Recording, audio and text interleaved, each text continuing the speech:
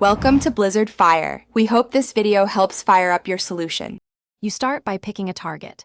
Decide which vision/character you want and why their element or kit matters to your team. Once chosen, make an immediate savings plan. Collect Primogems, convert Genesis to Fates if needed, and set a 90-wish target to reach Pity.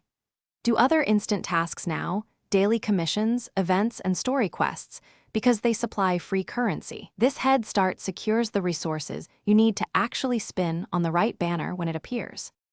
Now you execute the pulls.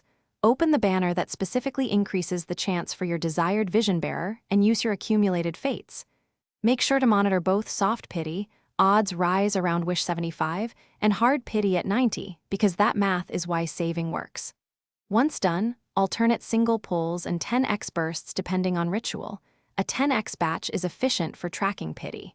If you miss them, save for reruns. Promotional characters return often, so patience can, once you pull the character holding the vision, immediately ascend and level them so the vision's power is usable. Gather ascension materials from domains and weekly bosses.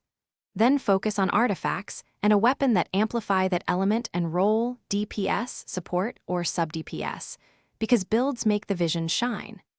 If things go wrong, don't panic. Confirm your pity counter, avoid spending on non-target banners, and refocus on earning Primogems through events and commissions, so your next promotional banner yields better results. Thanks for watching. If you found this helpful, don't forget to like and subscribe.